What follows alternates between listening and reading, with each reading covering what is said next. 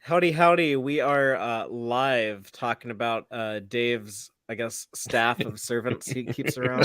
I didn't know he was a one percenter like that, but he's living the high life with his butlers and whatnot, taking care of them. It's a cheap version of the high life. Well, a happy Friday night. Hope everyone is having a good time, getting ready for the holiday season. We have some new Star Trek to talk about, a new Prodigy episode, and so we already have people in the live audience. So let's go ahead and get the show started. We'll go round clockwise. I'm Fathery. This is Dave. I'm Aaron. I'm Rachel. And this is Tex-Trek.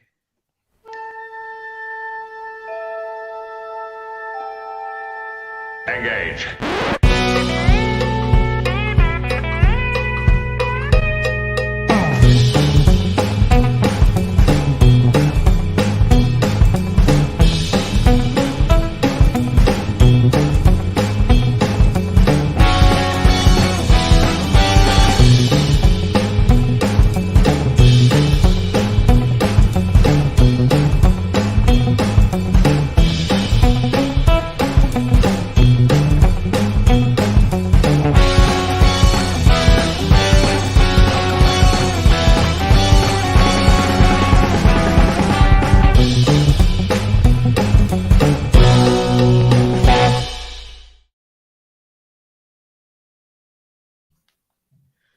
Welcome back aboard the Starship Texas for the 221st installment of the Tex-Trek podcast, the home of Star Trek fandom from deep in the heart of Texas, where we take a deep look at Star Trek, old and new. And tonight we are talking about Star Trek Prodigy Season 1, Episode 18, Mindwalk, written by Julie Benson and Shawna Benson, and directed by Shin.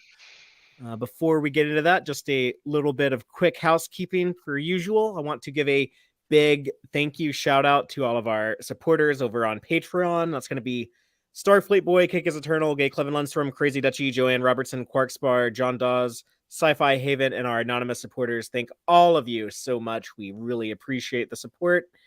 And that means that we're going to be doing another one of our monthly watch-alongs that we do with the patrons over on the Discord server on January 14th. Dave, do you remember what we're watching? Is it the follow-up to Moriarty's one, whose name I don't remember? Yes. So the follow-up episode to Elementary, My Dear Data, it is Ship in a Bottle. Yep, that one. Yeah, we'll have the next chapter in the Moriarty saga right before his return in Picard Season 3, premiering February 16th.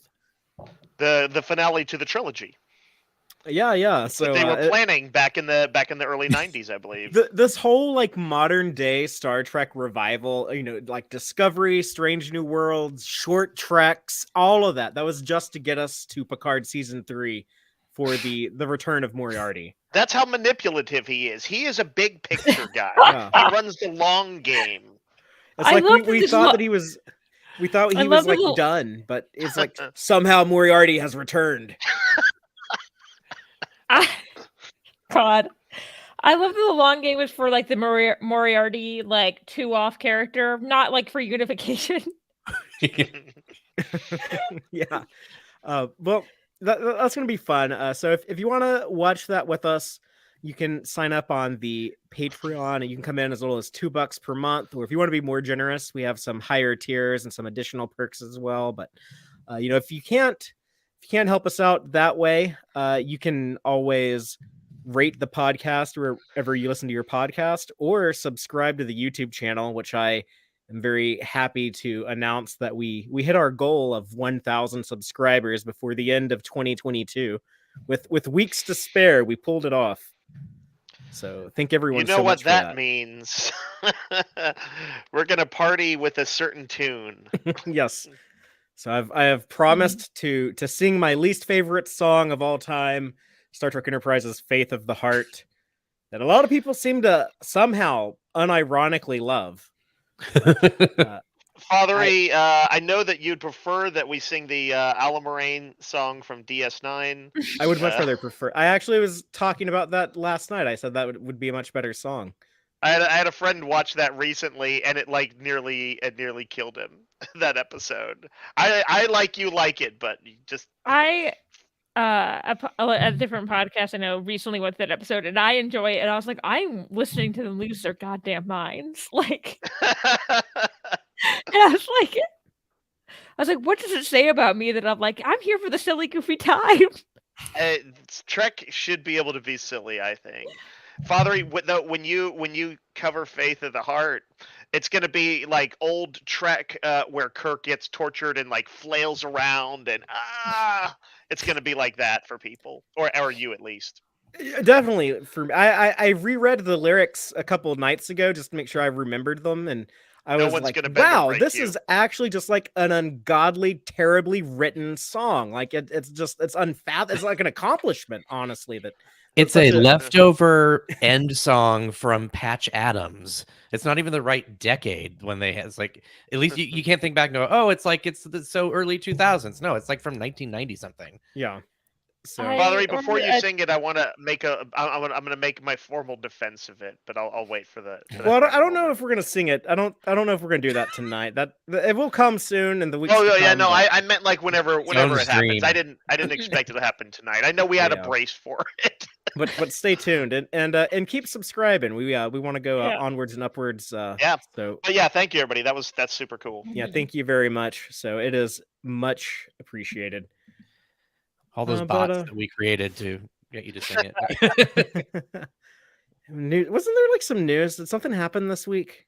I felt like I was gonna announce something, or like just talk about something that was announced. I don't know.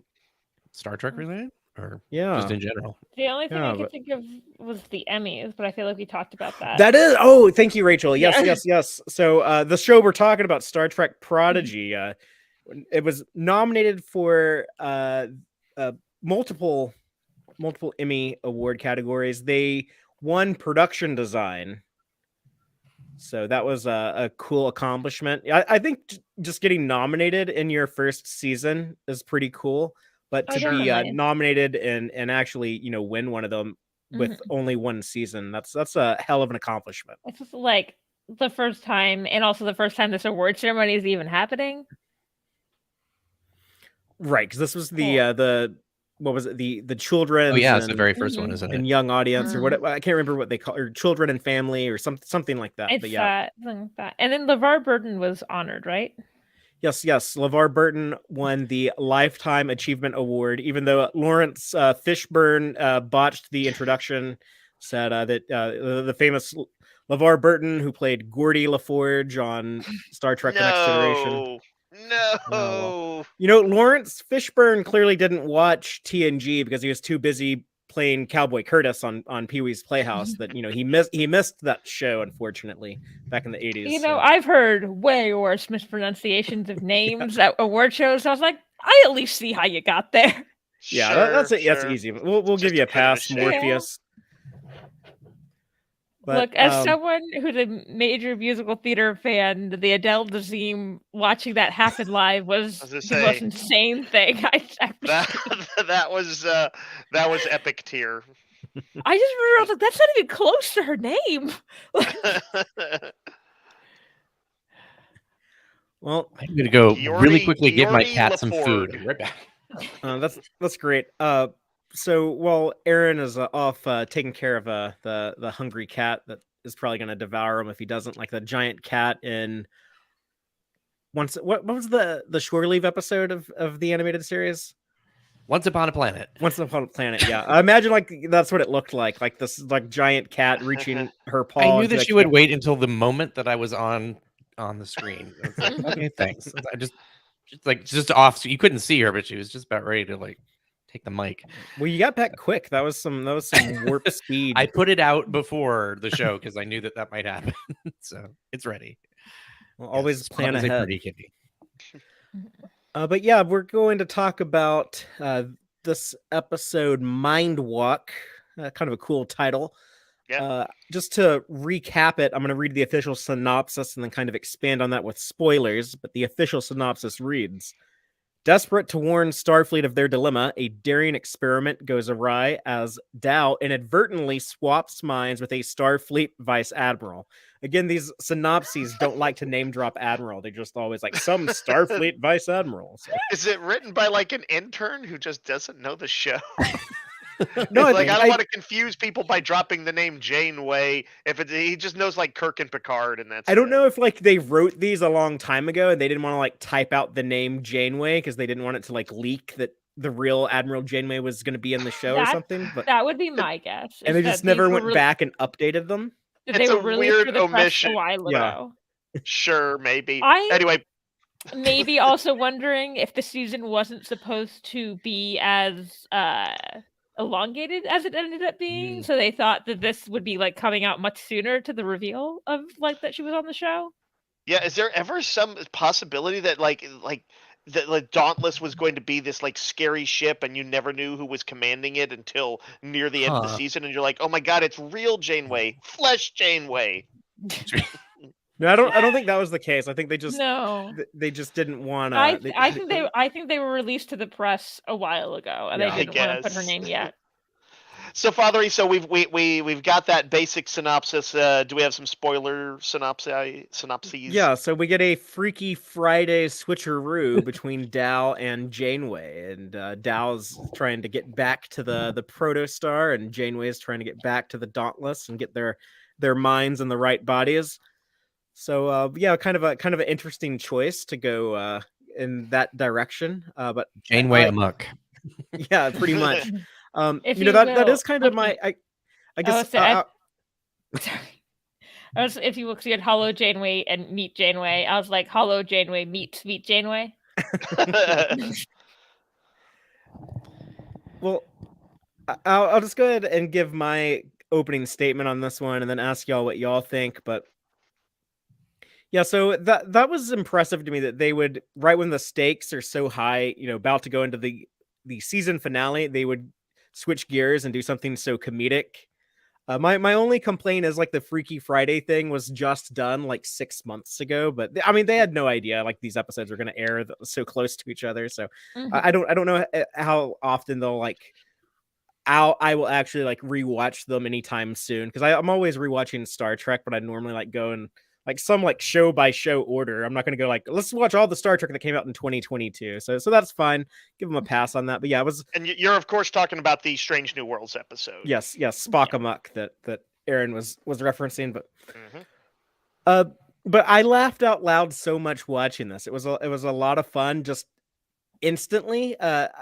Because Kate Mulgrew stole the show in this so much that it just instantly became one of my favorite things that she's ever done that I've seen.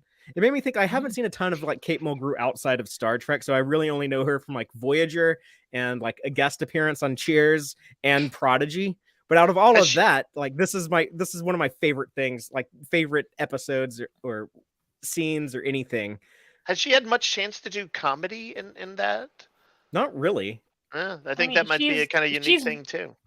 I would say she's very funny in Orange is the New Black. Like, that's true. That show is more dramedy than like straight comedy, but her character gets a lot of comedic parts. But also this made me think, I was like, oh, I need to see more Janeway comedy bits because I also was just like laughing my ass off. They've opened the door for it. Yeah, and I can't give her enough credit, but I also want to make sure that there's plenty of credit to go around to both the animators and they did a great job animating just like the physical comedy was top notch, but also the writers. There were so many like memorable lines that came from her playing Dow, playing her playing Janeway. It's Kate Mulgrew playing Dow, playing Janeway, and yeah, they really just had me laughing this entire time. I try to like keep track whenever like I laugh out loud at something, but like there's just like too many in here that I can't point them all out. So a really fun and a really clever way to get the information across to Admiral Janeway of like, hey, the Protostar kids are running from you because of this living construct, and it's this incredibly dangerous weapon that jeopardizes the entire Federation. At some point there is going to have to be that conversation to catch her up to this information that the audience already knows. And when that happens in movies and shows and stuff, sometimes those scenes can be hard to pull off. You know, if they can be frustrating. The audience already has this information. They're having to listen to it be explained to someone else. And, you know, you normally get like that, like, I can't believe it. Or you get like that, let me get this straight. I don't know. I feel like we've seen that so many times that, yeah, I really applaud the unique way of handling that. So this was a very entertaining, and we get the kids into deep Federation space now. They're basically like, looks like they're facing off against all of Starfleet in that final scene. So And yeah, they'll presumably die within the first 5 minutes of the next episode. yeah, I'm really eager. I'm really eager to get. I'm really eager to get into this 2-part finale starting next week. But Dave, what about you? What do you think about it? I felt that there were more people looking out windows of starships at other people looking out of windows in starships than in any other Star Trek episode. No, I was a pretty big fan of this episode. Its mind swap stories are, you know, Star Trek's got its own versions of them, and you know, everybody knows the kind of basic fish out of water format. So it's basically a question of whether they can pull it off, and I thought they did, with a good mixture of comedy and a bit of drama, as the subgenre, I guess, tends to facilitate. Let's see. You mentioned them getting on the same page. That was one of I thought that was very artfully done. They could have actually had Dahl reach out and just, like, you know, they exchange the information and it happens exactly as they intended to. Instead, yeah, you're right. They threw a curveball, they threw some comedy, but also they used it as an opportunity to catch up in an interesting way. You know, they find out a bunch of stuff very rapidly. There's never a point where I'm like, get on with it. And you know, it reminded me of, like, there's basically a lot of Shakespearean plays where there's a lot of confusion, questions over identity or motivations. This is the next, maybe very close to the last act, when almost everything has been revealed and it's just a question of exactly how it will all play out. For me, some of the comedy was a little over the top. Dal as Janeway was a little silly for me. So I was a person who actually liked the drama a little bit better in this episode. I loved Janeway meeting Janeway. That was kind of the highlight for me in the episode, and in general, Janeway's presence on board the ship. You know, Rock Talk giving her a hug. Come on, that was great. And she's been a little overzealous in some past episodes where, you know, she was like, cripple them, right? And so I loved seeing, you know, and I think that was really just heightened drama. It wasn't meant to be some very meaningful, deep insight into Janeway's, you know, dark streak or anything. But I loved seeing. I don't even think it was overzealous. I think that was appropriate. It seemed a little overzealous to pop me. The tires on their car so they stop fleeing. Like, she seemed a little bit like Picard chasing his white whale of the Borg. No, yeah. not nowhere near as intense. All right. Well, I said a little bit like. I didn't say it was an exact analog, Father. Anyway, my broader point here is that this is the Janeway, you know, of her at her peak. She's smart, she's resourceful, she's empathetic. She's all of that stuff really came to the fore. A prediction I had made, just kind of based on sort of some little behavioral quirks, that the diviner would start to showcase this side that's not as dark as, you know, it's, as we had seen before. We'd presumed he was like pretty much completely bad person early on. Now I feel like, what is it? The Vindicator may be the hardliner, and he's going to end up having possible even change of heart, or at least something like that. I was very, very happy to see that coming out. And of course, I love to call out to Voyager's best episode with the salamanders. So for me, this was a winner episode, even if a little bit of the comedy was a bit over the top for me. Cool. Aaron, what about you? Yeah, no, I feel much the same way. There was one thing I thought about Dal, like, you know, he could have pretended to be Hollow Janeway. That would have been a little bit closer to Janeway than he was kind of getting. But I think I would be really, you know, out of my depth if I suddenly found myself in somebody else's body. So I think that definitely the stress of that probably caused him to be a little bit more over the top than he normally would be. But yeah, no, I loved all the physical comedy. I love the idea of just seeing Janeway out on the window crawling like a bug across it, just like all the little things that they would have in the background happening, the stuff that wasn't even happening up front. And just one of my favorite parts is like it's like, Admiral, you wanted to see me? It's like, what's your name again? Essentia. Ensign Essentia. But just the way she said it so deadpan, like, what is wrong with you? Yeah, So- that had to be very nerve-wracking for Essentia. Yeah, or I rather almost felt for sorry for her. the Vindicator. Like, Yeah, Yeah. I was like, she's just a villain, just trying to villain, Yeah, and it's like, just like, what? it's like, Why is yeah. this admiral going insane right now? And just when you knew that the coffee is what was going to get her, like, oh god, she spit the coffee out. She's not Janeway. It's like, For a moment, I was wondering, like, do they think, is she thinking, like, what did he do to her when he knocked her out? that's what I was like. I would think that like somehow I caused some sort of brain damage or Yeah. something, like you hit her too hard. But yeah, no, I think that the comedy was great. It wasn't, the most deep episode in the world, but I loved, like you said, Hollow Janeway and Mhm. Janeway talking. We get the canonicity of her sister now. I think it was from like a book from forever ago, like one of the first Mhm.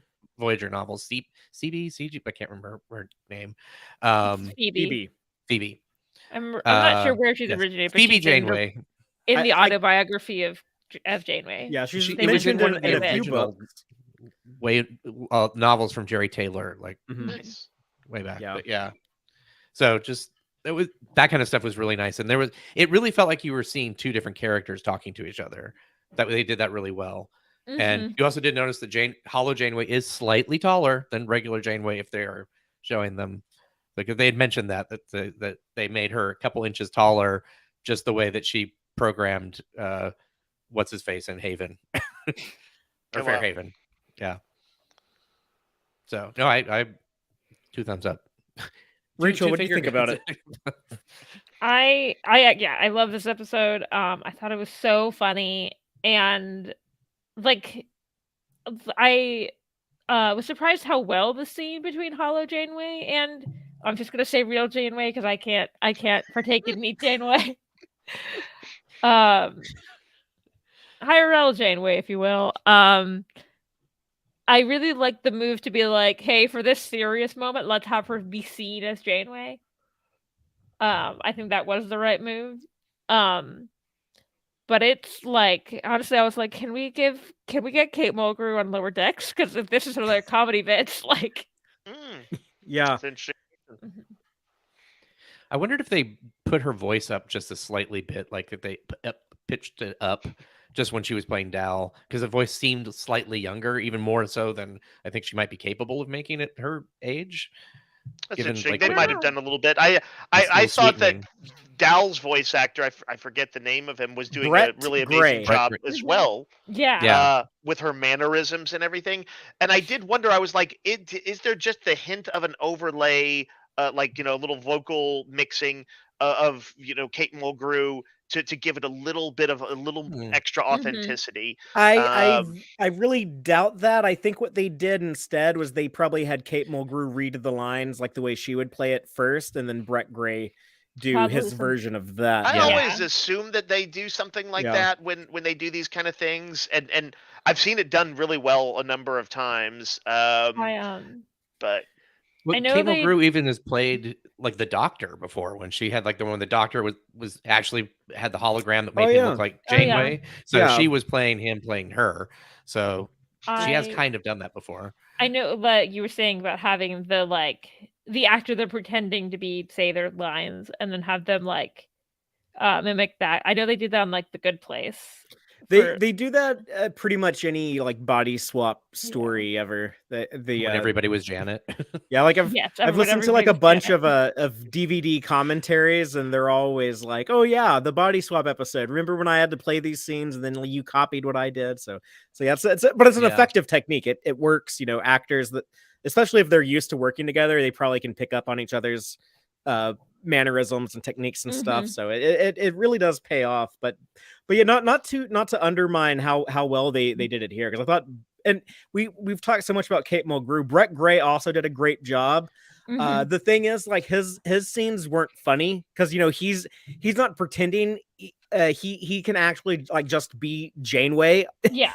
in front of those characters on the Protostar, because Protostar people know what's up. The Dauntless people don't know what's up, so that's where all your comedy comes from. And but yeah, like it Hello, really Starfleet really person. Oh, I just want to say that to people like at a convention. Like, Yeah, there's so many like great little quotable moments. Let's just get into the episode breakdown, starting off at the beginning with after last week's ending. It's like, oh wow, we're right in front of the Dauntless. Hollow Janeway doesn't trust herself and just deactivates, and so Yeah. they're stuck looking out their massive bridge window at Dr. Noam, who's looking down at them. I love Murph. Just I'm gonna make Yeah. a face at him. Oh yeah, Yeah, I like Murph Murph's teasing Noam. mischievous. And then I like Noam's reaction, like, where he's like, "What? The ship we're chasing is like so close. Like I can actually see the people's faces. Like they're right here. Go get the admiral." And then Janeway's knocked out in the closet with Dreadnought. Like, I think we should just toss her out an airlock. Oh man, I thought that Dreadnought almost got the line of the show for me there. I tend to like some of those, and I also loved a bunch of Jankum Pog's smart ass remarks in this Oh one. yes. He got Yeah, several he great had a ones. good one here. The one responding to the classic Trek techno babble. Uh-huh. Yeah. When Rock Talk said, "Oh, we can just use the deflector dish like in every other Star Trek show, and do something with when it was tachyon." like remodulate, tachyon Yeah. pulse to communicate, and it's like starting to see. He's like, "Oh yeah, Jenkins knows how to do that." Beep boop boop. I don't know what I'm doing. Like I don't know. Yeah, just like, You know what just I like noticed? Right after he did that, Rock Talk is like, "Aw." Yeah, I know it's so sad. Just, oh. But I like Star Trek acknowledging, like, yeah, that would be weak writing if we did this. So you should like Yeah. our other choices more. Mhm. I just love the beep boop boop. Yeah, that was great. They actually planted the seed for Dow having some latent telepathic abilities, because they had him when he got like his genetic boost in the neutral zone. He was able to read Okana's mind. Mhm. So I liked that I was like, oh yeah, this didn't feel like as convenient or out of the blue as it would have if they hadn't have teased it previously. So I I'm liked that. Trying to remember, but I feel like very early on in the series, like maybe even the first episode, they kind of had this thing. I was like, oh, it kind of like Dal's like more perceptive than you think he should be. Mm. And I wonder And- if like that's supposed to be building up to this. Telepathic that he's- intuition. It's like latent Yeah. telepathic abilities that he doesn't realize. He and Zero have always kind of had like a stronger connection, because like there's even in those. Oh, I guess it was the first episode, or maybe you would count it as the second episode, because they kind of combined it in like the episode 1 and 2. But Yeah, that's why I can't remember like, what exactly episode I'm like thinking of when they say that about Doll. there's that moment where he's making like those weird faces trying to get Zero to read his mind, and Zero's like, I'm ignoring him because he has a terrible idea and I don't want to acknowledge it. But it was almost like Dow was able to kind of like push his thoughts like towards Zero, even though Zero is trying to ignore him. So yeah, I think they were kind of planning on doing something with him and telepathy. But Yeah. this was a cool plan if it would have worked. Like, yeah, we can just send a telepathic email basically just to get all this information across, and then they By accidentally. that time, when they got to that Fathery, the Dauntless had already done the warp bubble around them, right? Well, yeah, I they think so, yeah. merged their warp bubbles. Yeah, I thought, has that ever been done in Trek? I wasn't. It really has. We'll familiar. talk about Yeah. it in the Gornegs. Okay, cool. Like okay, yeah. So it would be in mid warp and everything. Yeah. Because I was thinking that just my immediate memory was that there's not too many times that we've seen, I guess, in warp fighting. To me, there or interaction like that until is it Star Trek Into Darkness that had some pew pew stuff like that? Yeah, but it has happened. It was Mhm. fairly typical in Berman era Star Trek. People would Oh, be like in I'll- hot pursuits I'll and look still forward to the shooting. reminder. Gorn eggs. You just saw one in DS9 not too long ago with the Centaur class, which makes a return in this episode. It's I don't remember it. season 6, episode 2, I don't remember it. when they're in the Jem'Hadar ship getting shot at. They extend their. Well, I know the idea of like extending shields and stuff like that. I feel like I don't quite remember the warp bubble thing. Well, no, they didn't do a warp bubble thing, but they were shooting at each other in warp, which I thought was Oh, what you okay. were Yeah, asking. yeah. I was going to list the warp bubble times, but it's just like, wait, we're going to do it in the Gorn eggs. Never mind. But I was very, very thrilled when I realized why this episode was called Mindwalk, because I saw that title. I was like, oh, that's an interesting title. I wonder what the hell that could possibly mean. Probably something with Zero being the telepathic Medusan, but I don't know. We'll see. Yeah. And then here, when they do like the actual, like when Dal wakes up as Janeway, I was like, oh my god, this is going to be great. And then it turned out to be even better than I thought. Yeah. We're all laughing for people listening to this as a podcast. We're all laughing at the image, I believe, of Janeway waking up. What that is to say, with Dal's mind in her mind. So Dal waking up as Janeway. Dal waking up as Janeway, I should say, yeah, and the very great physical mannerisms of Dal, who's very, very expressive, right? He's shooting finger guns. He's walking awkwardly as hell, like somebody trying on high heels for the first time, even though she's not even in high heels. But yes, the awkwardness of walking around, of trying to pilot her body. And absolutely no ability to suppress his own physicality. But I think that was actually a bit realistic, because I think if Yeah. you did swap bodies, I mean, who knows how it would actually work? It's never been done. She's a lot as far taller as than I know. he But is. yeah, I Right. think it would probably be like, wow, my brain is having to like readjust to this different Definitely. Like, different shape and size body.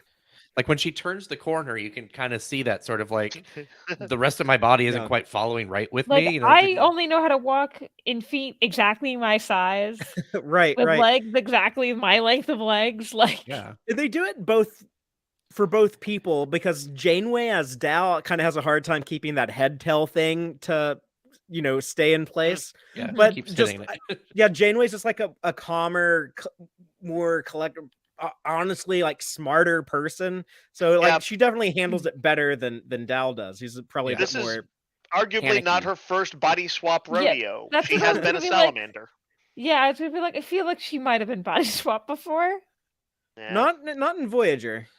If not body swap, there had to have been something like that. Some entity took Yeah. her over. Some sort, it had to have happened. Even if it didn't, even if it wasn't on the episodes we saw, it feels like that's just a standard Starfleet She was like voyage. transformed into a Borg. That's weird to walk around with all that stuff on. She was a queen of the spider people. That's true. By the way, I did like how quickly, this is a even though Rock Talk was maybe overextending with a very kind of Geordi-esque solution, involving tachyon particles and stuff. I did like how quickly they did come up with, kind of as a team, Zero, maybe you could do a telepathic thing. Oh, it's not going to work without a hive mind backing me. Oh, maybe we could do this. Maybe Dal's latent stuff. Maybe we can, they very quickly hatched a plan in a kind of a true Starfleet fashion. Yeah, it felt organic. It felt like, okay, these are smart kids. If they're brainstorming, what would they come up with? Yeah. Part of what I think made it such a convincing performance from Kate Mulgrew is that I know she's a parent. I know she has like at least one son. She might have more, but like I've heard her mention like her son before. I think he was probably like Dal's age when she was doing Voyager back in the 90s. So she probably like really knew how to play a teenage boy after living with at least one, unless she had more. So I think that like a lot of these, my kid was a little spaz is what I'm getting there. well, I think a lot of these like vocal inflections and stuff, like little things. They felt like very like realistic and true. Sure. Just Mhm. when Dao is kind of panicked, and his first instinct is to like call out to Zero, and he's just like, Z, are you there and stuff. I don't know. It felt like, okay, yeah, this is like a teenager talking to his friend or something. Yeah. Yeah. It was really, really impressive. It just made me think like, wow, like Kate Mulgrew has a wide range. I really want to see her do more stuff like this on this show in Star Trek. Because let's be honest, like I mainly watch Star Trek. I probably won't see it if she's doing it somewhere else. Well, she's had like funny I mean, you see her delivery. Like I was watching one where she's in the shuttlecraft with the doctor and he's playing opera, and she walks up and he's just like, "Oh, did I wake you up?" And she's like, 15 minutes of sleep is really all I need. Just like her mannerisms and eye rolls and all sorts of stuff are always been really expressive and funny. No, it's funny because there's a reason we all repeat like delete the wife. It's that her like her delivery of it is perfect. Yeah, she did comedy in Voyager, but it was always kind of like it was very consistent. It was always it's always like, I'm the boss, I'm the captain, and it had kind of like that, like a bit of like fun sassiness to it. It was like more wiry and not like outright, I'm gonna be able to play with the fact that I'm very funny. Yeah. I would actually like to hear Kate Mulgrew talk about this episode. They don't have do they do Ready Room episodes? No, they don't. They do they do like one or two a season. Yeah. Okay. For the animated. I wish they I hope this ends up covered somewhere, or maybe at least talked about somewhere where, even if it's only at a convention where I can see a video of it, because I'd love to go to the con and ask her. Yeah. Go to a con where she's doing like a Q&A panel and like ask her. No, I can't talk to Janeway. Although, and I like this, I've heard at the Prodigy panels they like prioritize getting kids up there to ask questions, which I totally agree with. Yeah. Like I totally get that. But I was like, so buy off a kid to like ask her about it. Yeah. I'll give him a little prepared long form question. Yeah, but the line, the hello Starfleet person, thank you for your service during Red Alert, like just like delivering that, like it really felt like she was just making it up as she was going along. She's like, I wonder how much it was improv. Like a traditional military salute there. Yeah. And I like that Tysus like beams her straight to the bridge, and then she starts acting weird on the bridge. It's just all that little stuff like we're calling him Antennas, like, yo, Antennas, you're in charge, or teamwork makes the dream work. Yeah. I found that so funny because I say that all the time. Teamwork makes the dream work. Yeah. If I was acting weird like this, I'm pretty sure someone would come up to me and be like, "I'm ordering you to drink this coffee," because I consume an insane amount of coffee daily, to the point to where like, oh, am I gonna like destroy my my kidneys or my bladder or something, like by putting all this coffee through my system every day? But... I love that the coffee cup still looks like the Voyager one. That he's holding, or the Enterprise ones, because they used that prop again on Enterprise, even though it was 200 years earlier. But I guess there are some badass coffee cups because they lasted for centuries. They discovered the perfect coffee cup and just kept making that one. I'm like Dal. I don't like the taste of coffee. Yeah, I'm not a big coffee guy. I would like, if someone gave me black coffee, I would spit it out. Like. There's like the blood test in The Thing, but a little bit less creepy. It's just to see if you do a spit take. I've heard some people say that they felt like it took the characters too long to figure it out, that like it wasn't really her. But I feel like they kind of caught on pretty quick. Like almost immediately, like the doctor is scanning her brain, and I think I don't think their immediate conclusion is it's not her. It's that one of the What happened? weird million Star Trek things happened to her. Right, And and affected her arguably brain they're in like, some way. let's game this out a little bit. Let's watch for a few minutes and see what Yeah. reveals itself. I guess I would have liked to have seen a little bit of one of them like give a sort of knowing look to the other, or say Mhm. like something's off. Let's see And what. I assume where this Essentia goes. thought that she got knocked in her head or something in the corner of the closet. Yeah. Yeah, I again, don't feel I like had this a ba- this- strange and unexpected empathy for the villain there, just for Yeah. like, oh, you're in a precarious spot and you have no idea what to do. Yeah. It was. I felt that exact same thing. It's really weird, but yeah, that was. And it's like you kind of like sometimes I'll watch a scheme of pretty bad people in a movie, and I kind of want it to come off just because, well, that's what's driving the action of the movie. They They're tried being so hard. they're being Yeah. a good villain. Yeah, they're like doing good Yeah. at what they're supposed to do. You're ruining the scene. You know? I think Yeah. that It's like, what is kind going of on? humor is like kind of my favorite thing, where it's just like insane things are happening and the audience knows what's happening, and just the characters being like, "What the hell?" Yeah, and to me, like that adds a degree of realism to it, because I think a lot of audiences forget like these characters don't know they're in a TV show. Like just because Sure. things seem obvious to you doesn't mean like it's obvious to them. And a lot of it, a lot of it in real life, it just would be people making weird faces, like, "Oh my god, I am very confused, and I need to figure out what's going on, but right now I have no idea." Like to me, like that comes off as more real life. Mm-hmm. I don't know. Do you have anything else on the Dal pretending to be Janeway before we talk about Janeway being in Dal's body? I did love when she slipped on the chair, where she was like Yeah. perfectly poised, and then just went. Yeah.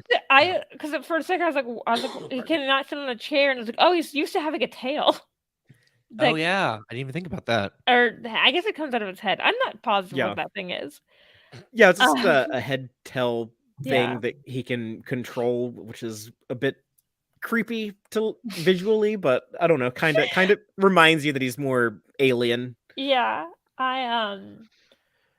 so I There's many assume aliens. that probably helps him with balance, and so he's not used to not having it. Oh. Yeah, but it's just more that like not used to this new body, which a lot of body swap stuff they don't. I get it, like they don't want to like slow down the story to like Yeah. waste time showing that, but I think that And also, I feel like this kind of slapstick humor is like works better in animation than it does in live action. Sure. And by the way, Valerie, that still you had of her in the chair. That is, say, Dal as Janeway, sitting awkwardly in the chair. A lot of these make for great stills. Yeah. Like it seems pretty clear. Like I assume the animators at times were like, it's almost like they could have taken a visual model that they had animated to walk with his particular awkwardness or to Mhm. have his expressions, and they just mapped that onto the face of. Oh, of that would be Janeway. interesting to see if Yeah. that is how they did it. Huh. Yeah, this would have been be a fun episode to hear the behind the scenes, Definitely. special effects wise, to hear the voice actors how they handled it, to see the writers talking about doing physical comedy. Like there's a lot of interesting stuff to talk about. I would Well, love to see Kate Mulgrew recreate one of these scenes in real life, though. Oh man, I just remembered when she just appears on the view screen, like just like close up, and they're like, "Why is she outside?" Like, Let's talk about Admiral Dal, as Rock Talk, as Rock Talk names her, but Janeway in Dal's body. Zero is unable to switch them back, and the good thing is this does allow them the opportunity to explain what's going on, and I just love the idea of them being like, "Okay, it's weird that you're here, but while you're here, we need to talk." Yeah, like while you're here, let's tell you all about this living construct and get you caught up to where we are and where the audience is. But more importantly, another big thing of consequence that came out of this episode was the repairs of Hollow Janeway, where all of the Vanakot influence that's been that's corrupted her programming, like all of that's been removed because Admiral Janeway, and it's another example like this show, like it only takes like a few seconds to have like clarification with your audience. It's like explain exactly what's going on. Like, yes, because she's a non-essential system in the ship, they don't have control of the ship, but they have control of the non-essential system. So because Admiral Janeway has like admiral level clearance or whatever, she can go in there and like she basically like she has like admin privileges. She can like go in, like change the settings and whatever, and is able to get all of Hollow Janeway's memories, you know, everything that happened to Chakotay, all of that is restored. Yeah, and now she's and that's like, if anything, I guess it's heightened maybe the anxiousness surrounding him. It's like, okay, we know what occurred, we don't know if he's alive though. So, yeah. Which I'm guessing he is. I don't think that No, he's as dead as those kids will be at the beginning of the next episode. Yeah, perhaps we'll find out. Again, like, even if this wasn't a kid show, I'd be like, they did not bring him back just for like those 2 scenes. Well, Robert Beltran does.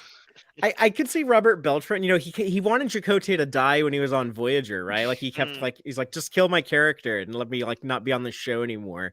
But you know, I guess he's always bitter that they didn't give his character more to do or whatever. So that was kind of his joke. Ever enjoy being that character. He's finally getting more to do. That's not, you know. But I think he would be Native American stuff. I think he would come back to die. Like if they gave him like a cool death, I would be open to that. No. Oh no, it's gonna be Han Solo. Oh, no. I was okay with that choice too. Yeah. But I think it would be cool, like if like they rescue him, but like he does like something cool to like help them, and then I mean I love like the heroic self-sacrifices or whatever. But yeah, I'd be open. Someone's gonna die soon. I keep saying it. I don't know who it's gonna be, but yeah, I feel like I don't know. It seems I like think it's gonna be the Diviner. Janeway, I feel like that's a more likely scenario. Janeway's been working her arc, if you look at it just from her point of view, has been to rescue him, and it'd be quite the downer if that was not at least accomplished. So I think he will get rescued. I do too. And I think he's going to get genuinely some cool scenes. Not because I really don't want Chakotay to die. Story really intense. I don't think he's going to die. Like I think maybe if this wasn't a kid show, I could see it happening. I think that is too much of a downer for a show that is for kids. Yeah, I think they're going to want to show a broad in another success. season or so, but I feel like that's too dark for the end of the first season of this show. Yeah. But these things they always get darker. They start off more fun, and then like they get more dark and more serious as they go along. Mm-hmm. He needs to continue his journey in the Delta Quadrant to find his personality. Then they can kill him off. A good writer can make it all happen. So fingers crossed. I guess I would have liked more. I love, you know, we get the reference to the sister Phoebe and you know, Janeway like growing up with dogs and stuff. But yeah, with like the whole story, like remember what Dad said when I spilled Phoebe's paint on the floor but blamed it on the dog? and the answer is like, come on, Kate, make something great out of that mess. And like, I don't know if that's particularly believable that like a parent would say that to a kid who spilled paint all over the floor. I wouldn't be like, come on, future, kid, when everybody's chill. Yeah, the dad was like the cool teacher, the cool hippie teacher. Was her dad a stoner? Was he just like baked out of his mind? Was like, I don't care that there's paint on the floor. I think it's groovy. You can make some cool art out of that. Yeah, make some magic. If I remember correctly, in like the autobiography. Oh my god, I can't say that word right now. The Janeway autobiography. I was trying to say say that and like autobiographical at the same time. Yeah, and it wasn't working. Close enough. Anyways, in that her mom was an artist. Oh. And her dad's like a Starfleet officer, but okay. So I was like, oh, maybe like he's married to an artist. They have nano things that clean up the floor. Yeah. Anyway, also, I'm sure. The Roombas are real advanced now. Yeah. Exactly. Yeah, well, they have those exocomp looking Roombas on the proto. Roomba that's Phoebe, actually, the Roomba. No. Yeah, because it's the exocomp and also paints when it's not busy working cleaning the floor. There you go. our audience is pretty sure Diviner is going to do some sort of heroic self-sacrifice, which I think could be a pretty satisfying arc, and seems to be where they're headed. I don't know if he will like literally die or just experience some figurative bad thing will happen to him, or but that maybe isn't death. I think I- it reset back into their original timeline or something somehow, like when none of this happened for them or something. With Maybe Gwen so. would be the problem. Jill thinks Essentia is gonna get taken out too. Yeah, I mean, I think the Diviner is probably the most likely to die. I would say like I can see Hollow Janeway and I don't know who else might be a contender. Let's go with Jankum Pog. He might have overstayed his welcome. Wow. Why do we really? think Father? Are you serious about Hollow Janeway though? No way. Yeah, just because there's two of them, because there's two Janeways, and that's the more Yeah, but expendable one. one of them is going to stick around on the ship and stay as the den mother to those kids for a while. Mhm. One of them is going to go off and have her normal Janeway adventures. Yeah, I They're mean, all like, done by there's the a place same for both of actress, them, so I'm it's just- not like Yeah. Nah, have to get Janeway's rid of an Janeway extra ain't going person. nowhere. I Hollow Janeway. I could see them wanting to like have like Admiral Janeway be more reoccurring and maybe leave it open that like Kate Mulgrew could go play Janeway and other things and not have it be like, wait, is this during Prodigy? Is she hanging out with these kids? Yeah, well, I guess it depends on what they decide to do after the Picard season 3 Mhm. reaction. They seem to be waiting on before they greenlight any more shows. I know that there's a big push for Terry Metalis wants to do a live action show set after Picard season 3 that they said that they've talked to Kate Mulgrew. Alex Kurtzman has said like, yes, we've had conversations. Kate Mulgrew said, yes, we've had conversations about live action Janeway. I think she would make a great, every show has to have like that recurring admiral, like your Admiral Forrest from Enterprise, basically.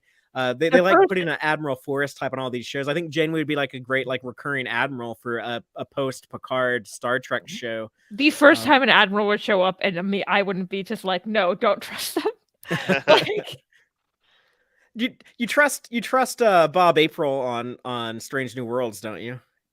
this is true, but also technically not the first time he showed up. Yeah, he's originally on the animated series, or he has a Commodore, so we know he's gonna do something bad at some point and get demoted, and also turns into an old white dude. But no, that's more my joke about like halfway through Discovery season 3, I was still convinced that Admiral Vance was gonna be evil. Yeah, there was definitely, I think, reason for suspicion around that. And, just even if it's only based in their own tropes that they've built up over the decades. To be fair, I know what show I'm watching. Sometimes Discovery is also just, it's like drama. It's big things happen, big betrayals. Actually, I do agree with Joel in the comments that the Andy Dick EMH should go instead. Well, before we talk about the plan to swap them back to the correct body, does anyone have anything else on Admiral? Let's see. Did we talk about the interaction between? Did we get to talk to, like, specifically between hologram Janeway and? Yeah, we did between what is it? And Janeway is Dal.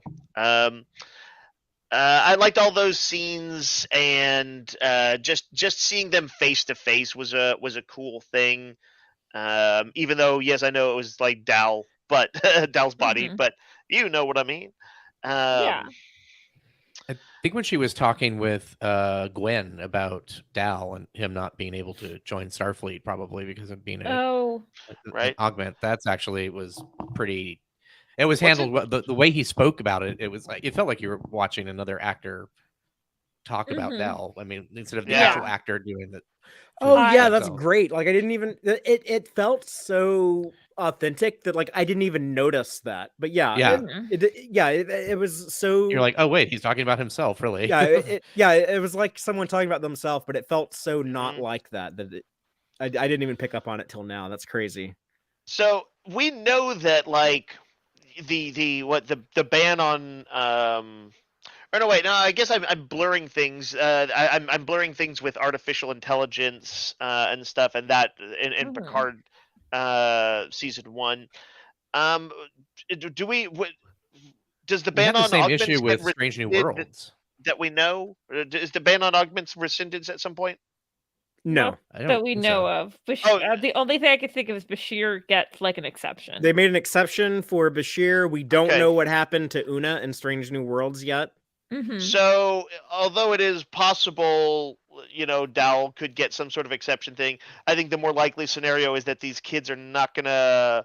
Or maybe they're gonna get some special dispensation or whatever. But Yeah, like they're not gonna go and be in the Alpha Quadrant doing stuff. They are still gonna.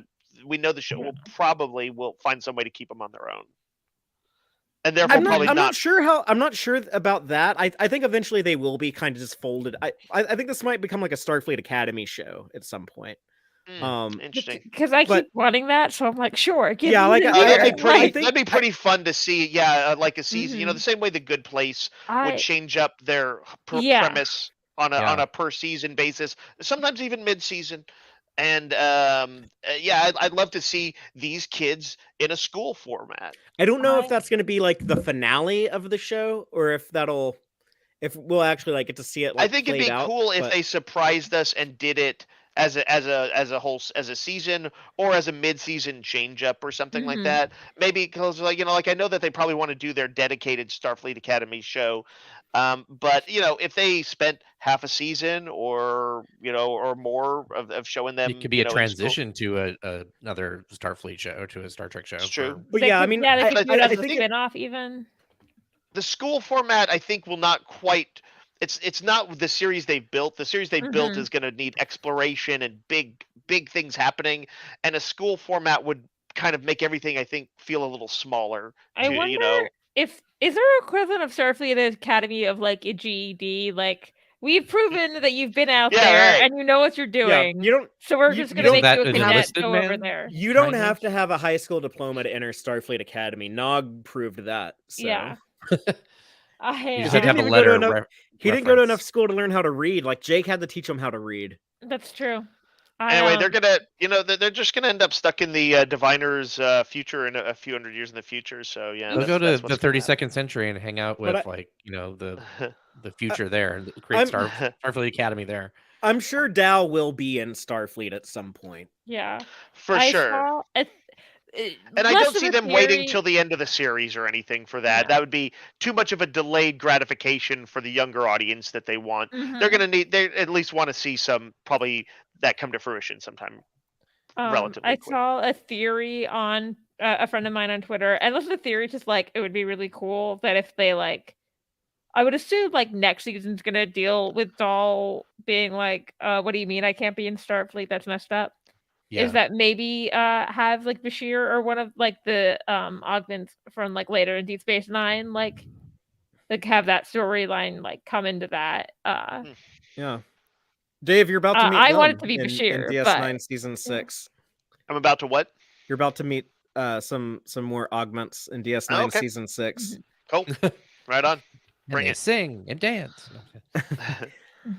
Well, speaking of singing and dancing, I guess we should talk about the plan they come up with. They need physical contact. That's how proto-Organian telepathy worked. So they have to physically perform. they have to play a game of charades, old Earth custom, to explain the plan to Dal, who picked up on it pretty fast. I thought he picked up on super fast. I think the writers wisely realized that the fun of that scene was watching charades, not watching him try to figure out what they were doing. And so they just boom, let's move to it. So let's have him pick up on it quick. Yeah, he's augmented. He's smart. One of my biggest belly laughs was when Dal, figures it out. He does the celebration thing where he's dancing around, and then there's all these Starfleet officers watching that, which. And trying the failed attempt to play it off. I'm just keeping the body in tip top shape, which that made me laugh even more because that's what Adam West Batman says in Batman the movie from the 60s when Batman and Robin's helicopter crashes on their way to go rescue the United Nations. That's actually in the movie. And they're like, "Oh no, the UN building's on the other side of Gotham City. What are we gonna do, Batman?" And Adam West is like, "Well, good thing we keep our bodies in tip-top shape." And then they run across a green screen of like downtown LA. There's footage in the background. I also love when he's stretching. He's like, "Ow!" You could hear just like yeah.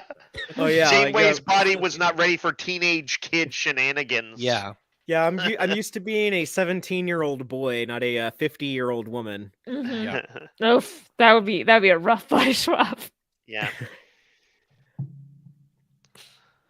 But they did have that moment that we talked about with the crew, not Dal. We don't see Dal's reaction, but we see Gwen and I guess the rest of the kids learn about Dal's fate of the ban on augments. Yeah. But that was kind of cutting back and forth between that and then another cool character beat with Dal and Janeway's body of the diviner. You know, I don't think this really caught any of us off guard. We were kind of waiting for something like this to happen, Sure. but which just means they were building up to something organic. Yeah, but yeah, he spares Janeway and he tells who he thinks is Janeway, but he tells her, look, I'm still going to do my plan and try to destroy the Federation, but I'm sparing you in case that it doesn't work, in case I lose to y'all and I die. Like I can tell you're a good person and I hope that you can take care of my daughter. I love that maybe he's just still a little bit out of it, that he didn't get like, yeah, I love Gwen too. And he's not like, do you know her? Yeah, that was, I really liked that line because like it was a very doll thing to say. I'd do anything for Gwen too. Yeah. Is what he said. But I was like, does he think Janeway knows her? Like, well, we know he's broadly still kind of on the disoriented side. Yeah, of that's things, what I I was kind guess. of assuming. Well, he seemed kind of perplexed when he heard that, so I think it worked. She's He just Starfleet. She's phasers just her that right good. away. Yeah. Whoops. Yeah. Something's going on.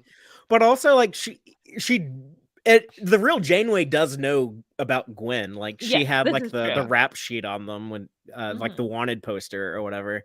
That's actually when he karate chopped her. It was because like she was coming down there to question him. Like, hey, I got this information on these kids on the Protostar. Oh no. They've had conversations about Gwen. He told her like way back. He's like, oh yeah, I remember that one. That one's my daughter. So yeah. So he knows that she knows who. I think the thing that confused him was like, oh, why are you so loyal to my kid? You said I'd do anything for Gwen too. Like that seems a bit weird, but cool, I guess. Wasn't it just an episode or two back when he was explaining things to Essentia, where he said they're like, like, oh, why did Gwen betray you? And he's like, she met a boy. Little does he know he is currently talking to that boy. That boy. Yeah, so that makes it even stranger. Yeah. And like from Dal's perspective, Dal, waking up strapped to this medical bed and then seeing like Diviner. Basically your slave owner like standing in front of you. Bad. It's a bad sitch. Yeah.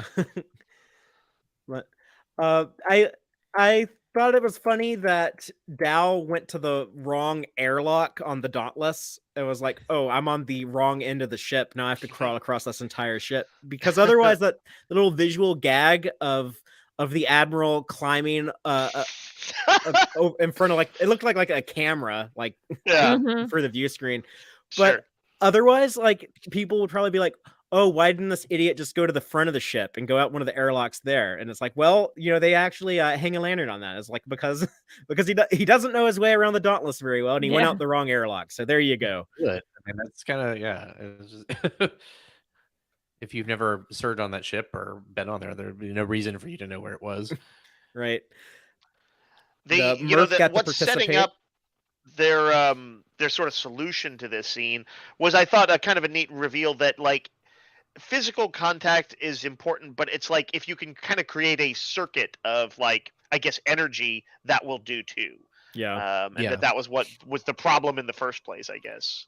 Yeah. Caused the And it works in Star Trek. It's like, okay, we need a situation that doesn't feel too contrived of why could they body swap during this high speed pursuit Mhm. and then immediately lose that ability to body swap until the end of the episode when they get it back. So I felt like the solution worked. I did too.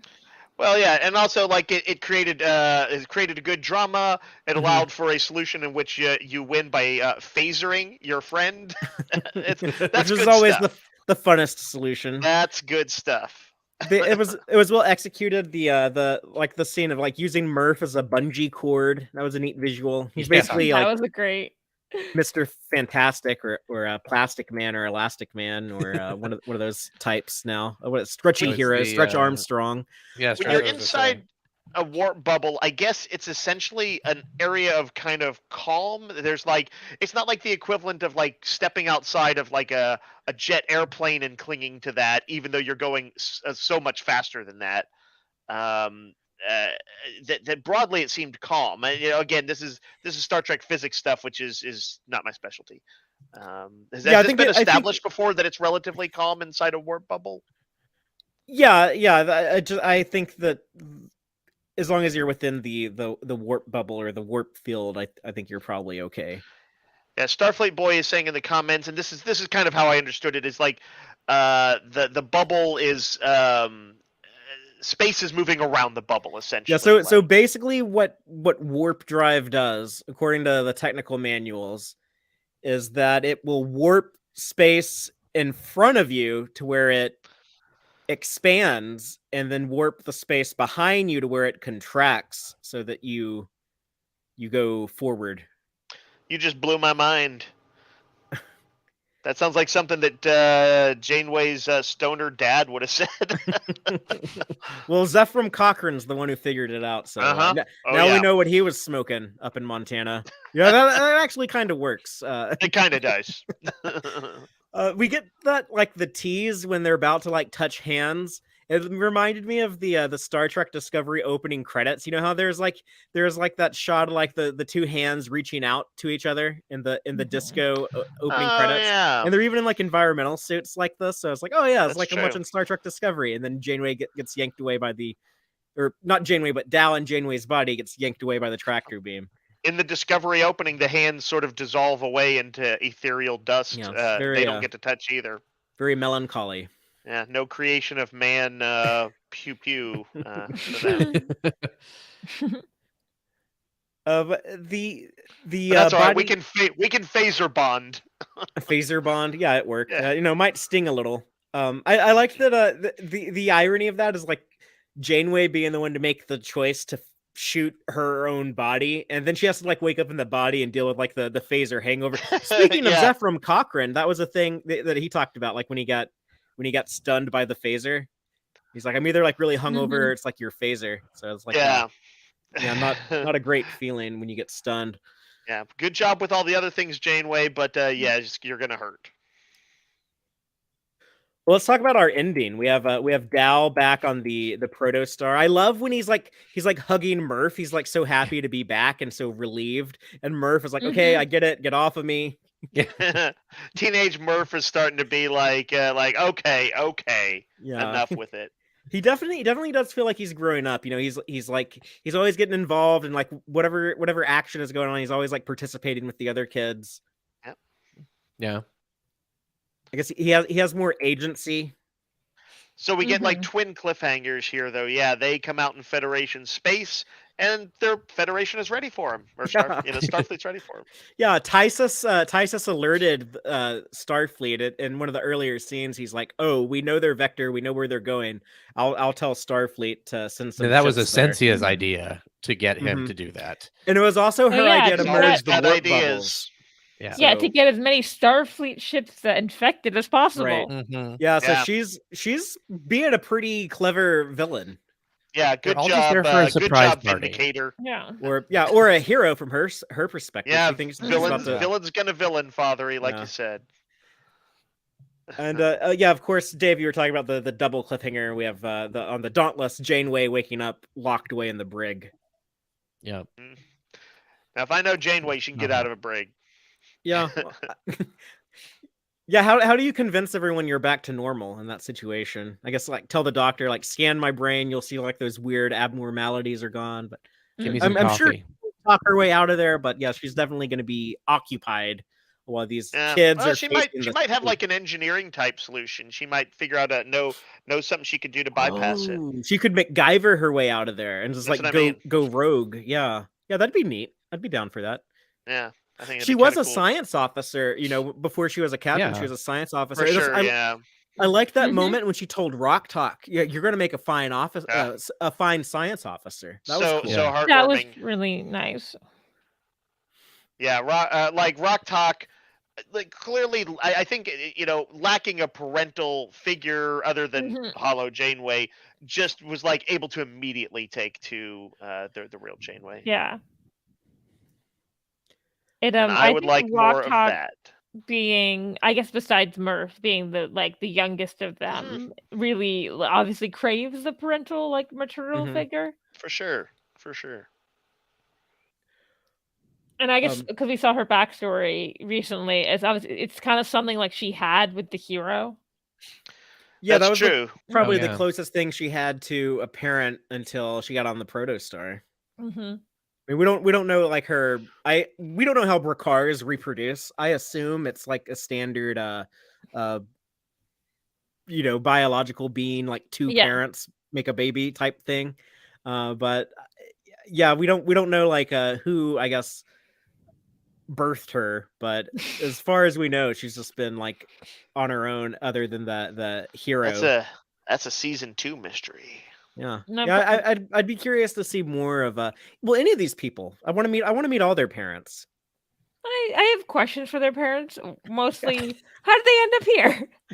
I mean, Jankum's parents, I'm sure, are dead because that was Yeah. Oh, it at was least an orphan. 200 years earlier. Well, then Uh, he's called himself an orphan. Yeah. Yeah. No, that's true. Yeah, so I guess they're definitely dead. Like they were dead even back then. Mhm. Oh, they Um, could have Or just just- left him on a doorstep or Yeah. something. Yeah, know. that's true. They just Mhm. decided to Left use him on a orphans doorstep, and like maybe they'll send him into outer space. Yeah. But I guess Dow doesn't have parents. He has scientists in a lab that are proteges of Still one want of to the know why Soons. he was just allowed to wander around space. Yeah. How did he get to Tars Lamora? Yeah, I don't know. Maybe we'll meet Murph's parents. Maybe we'll meet some slime worm parents at some point. And we don't know quite what Zero's. I guess. Yeah, I don't even know if Medusans have parents in that traditional sense. Yeah. We saw Zero get like kidnapped, so it's like, okay, that's how Zero ended up here. For Yeah. sure. But yeah, I I don't guess- know if was Zero. Is Zero considered like an adult? Was that like an adult crew of I was just going to ask you explorers? that. Yeah, it's I like, is he don't really know. a kid? I don't know that Zero is actually a kid. Maybe I think And it I may think well be like Zero is probably young by Medusan standards, just based on Right. like how curious they were. Like studying that little grasshopper thing before but it got maybe just ate. young, like Chekhov was young for Starfleet standards. Yeah. Yeah, maybe Like- maybe compare maybe Zero's equivalent of like an older Wesley. teenager. Yeah. Mm. Yeah, they're only 2,000 years old instead of like 80,000 years Yeah. old or something like that.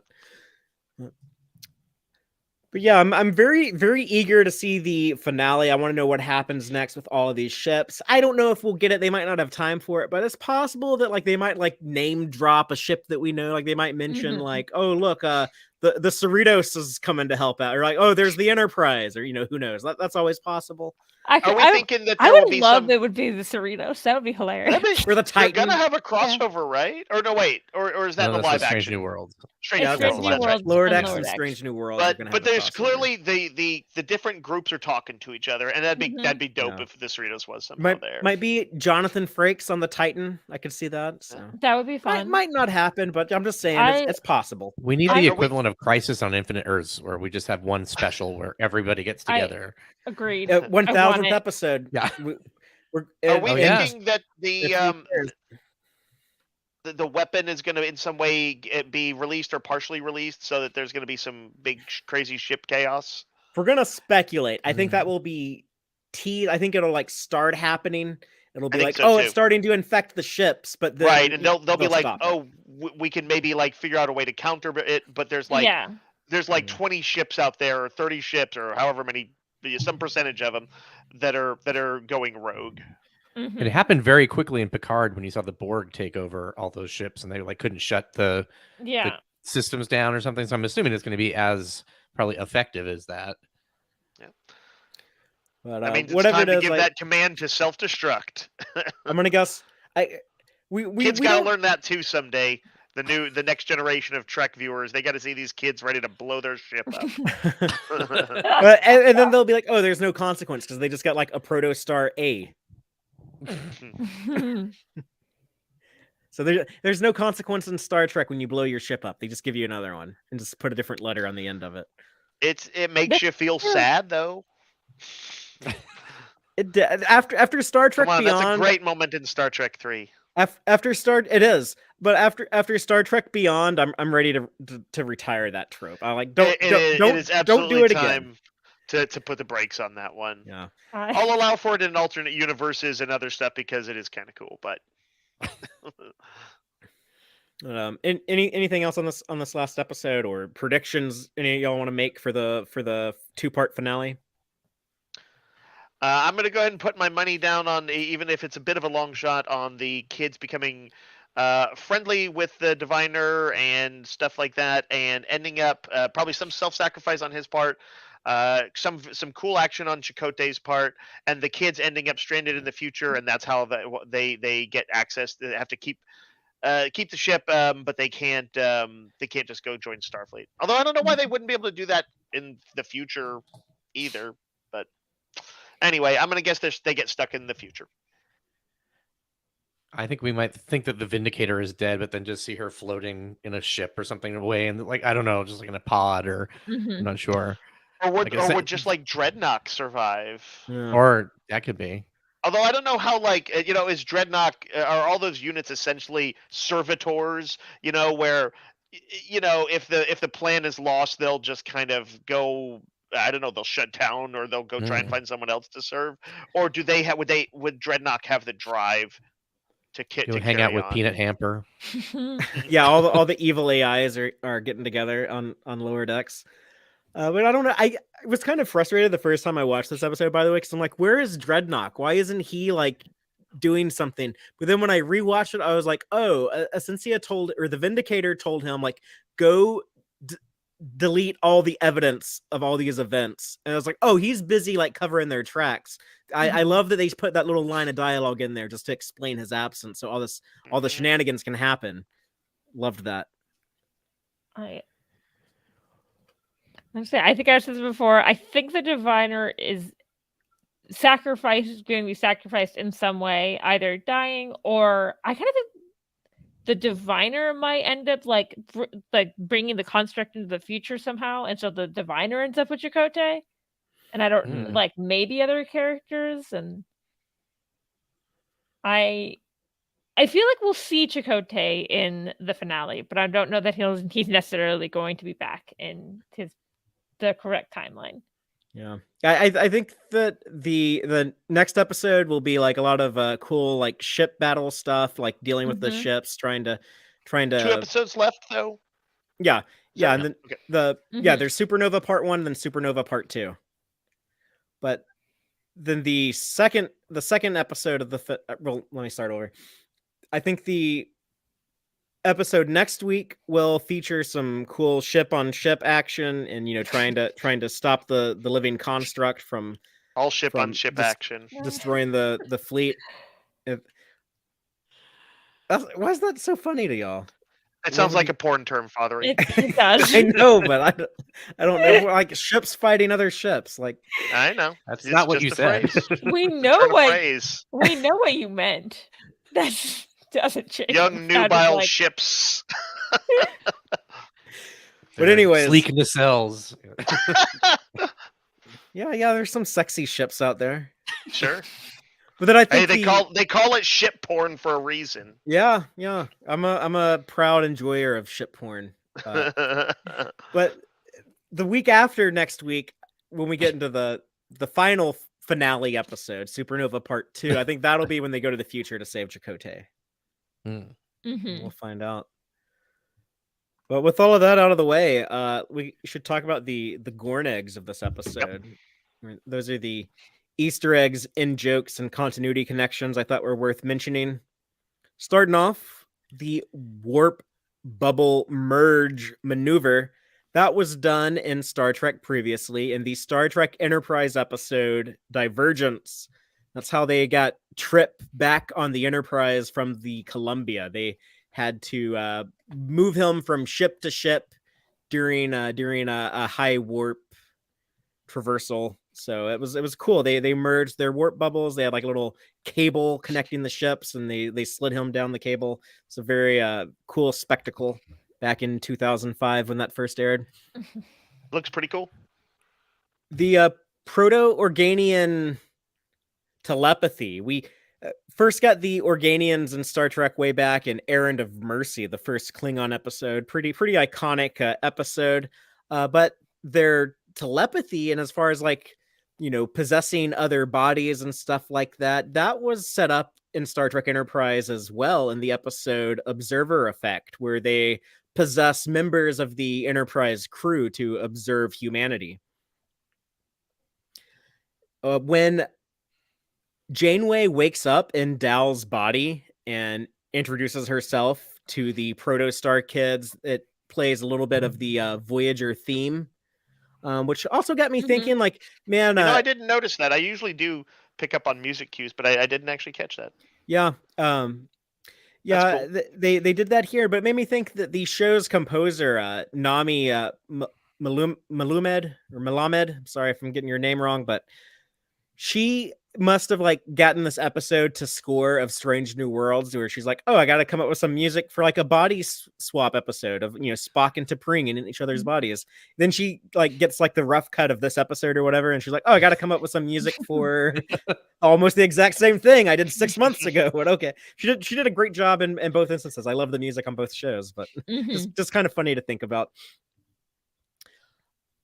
When Essentia and Tysus are talking about the Protostar's apparent destination, they mentioned the star Gamma Serpentis, which Tysus says it's near the heart of the Federation. That's actually a real-life star in real life. It appears in Jeff Mandel's star charts that he did. I was like flipping through my star charts trying to find it, and it's like there are too many stars around here. I can't find it, but yeah, I think it's cool. There's arguably a near infinite number of them. Yes. I heard that are actually, Serpentor like, the first time I labeled, heard it. I'm like, that's not right. We talked earlier. The lighting on Admiral Janeway right here. Like, I know it's like living construct. It's like she looks evil. Yeah. She got the like under lighting of the hellish glow of the construct. And her arched eyebrow. Yeah, her eyes look a little wild too in that one. So yeah. We talked earlier about Janeway mentioning her sister Phoebe and how that came out of some of the Star Trek Voyager novels. But yeah, that was originally that character was originally created for the novel not Tapestry. What was it? Mosaic. That's which was written by Jerry Taylor, and a lot of people consider that like their official headcanon for Janeway's early days.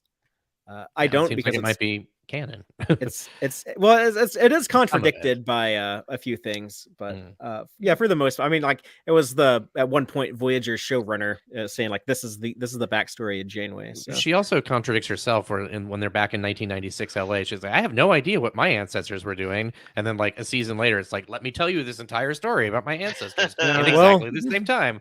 That's how much effort they put into continuity on Voyager. But, yeah.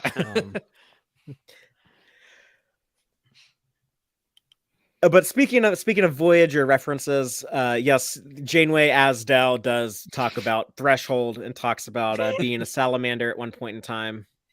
So yeah, people. What does she say? She's like, I've seen a lot. I've been a salamander or something. Like, like she's basically like, this is like, you can't throw me. I love that she mentions becoming a salamander, does not mention her children. Yeah, she doesn't talk about the part of like, oh yeah, and my helmsman Tom Paris was also a salamander, and we had a bunch of salamander babies that we And left in we the Delta just Quadrant. left them. The kids Okay, aren't I'm- ready for that lesson yet. Yeah, my retcon, or not retcon, my headcanon of this is that they're the super evolved human species in the future. They don't need parents. They're ready. They didn't leave them. They just like, we had them and now we're off. They can take care of themselves. They don't need us to go to college, and they can. Eventually, I'm going to need a novel about Janeway and Paris's salamander broodlings. Well, God, what if Mike what if they McNair found has the- said that they're going to show up in Lower Decks at some point. I don't know if he was serious when he said that, but I think he might have been. So, God, what if they find them like on some other like horrible work planet where they steal No. orphans? Oh, we could have found them there. They could have been. I there think they're with just dumb Ard lizards. Lamore. I think they're just like stupid animals, and they're fine. They'll just like live their life on that planet and then die. But it'll be Call answered animals someday. stupid, Fathery. I loved that fleet that we get at the end. There were some classic Berman era designs in there. There was Sovereign class ships like the Enterprise E. There were Centaur class ships like the Centaur in DS9 season 6. There was some Akira class like in First Contact in DS9, and then some Defiant class ships. So very, very happy with all of those. And that'll do it for the Gorn eggs. But I would love to hear what people thought about this episode. Did everyone like it as much as we did? Did you not like it? Did the comedy not work for you? Please tell us what was the funniest moment.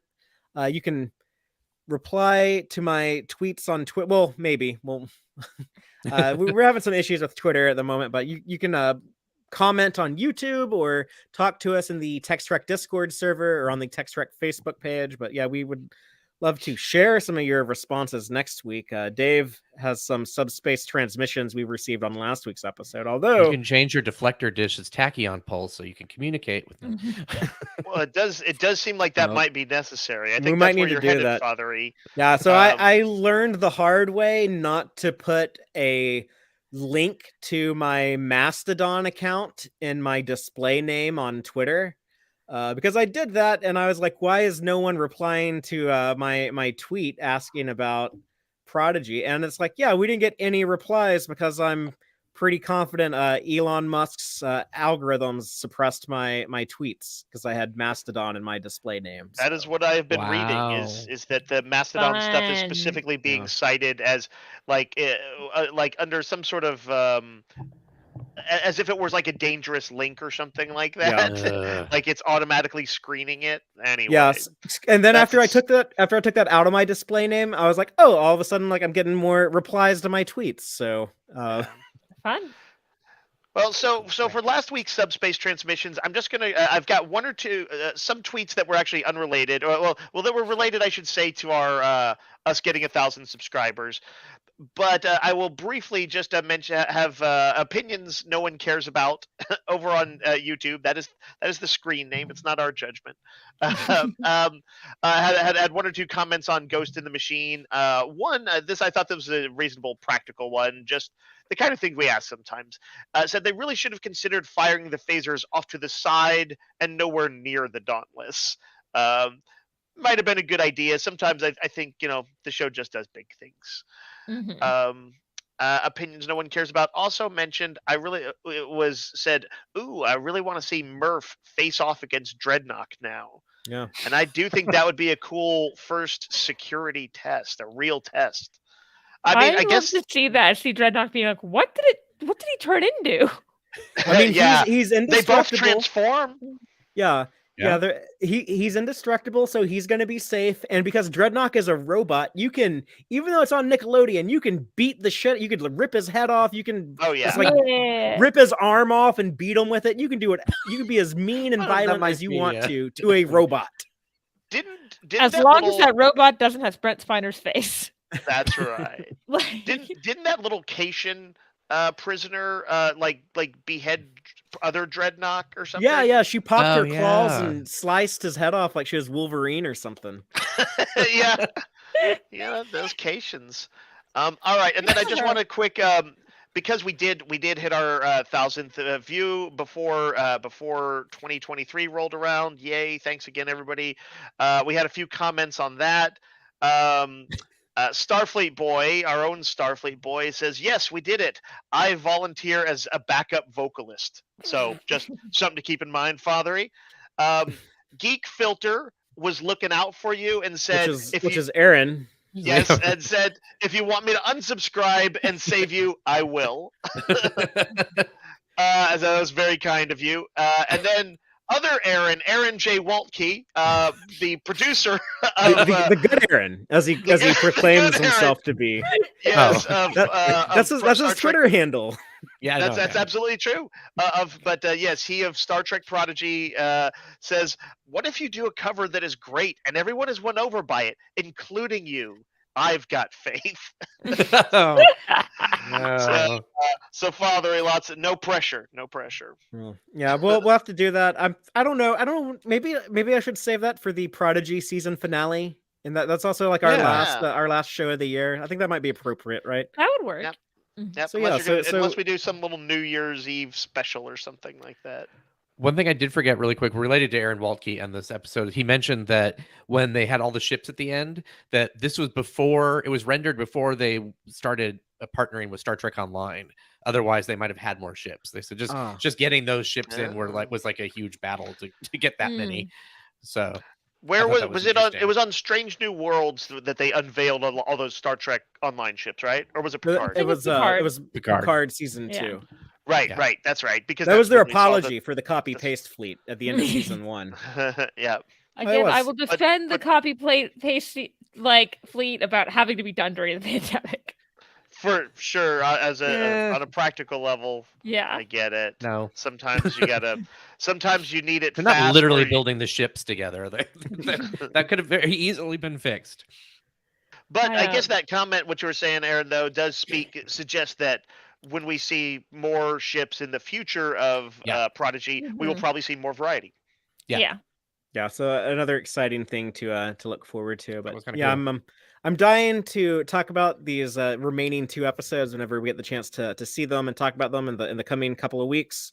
Supernova parts 1 and 2. So be sure to come back for that. We'll be live at our usual weekly time of 7 p.m. Central on Fridays, and then you can always listen to us later wherever you get your podcast. And until next time, as always, live long and prosper, y'all. Listen to the Tex-Trek podcast through Apple Podcasts, Google Podcasts, Spotify, or at tex-trek.com. Like us on Facebook at facebook.com/tex-trek. And follow Fathery on Twitter at TXTrek.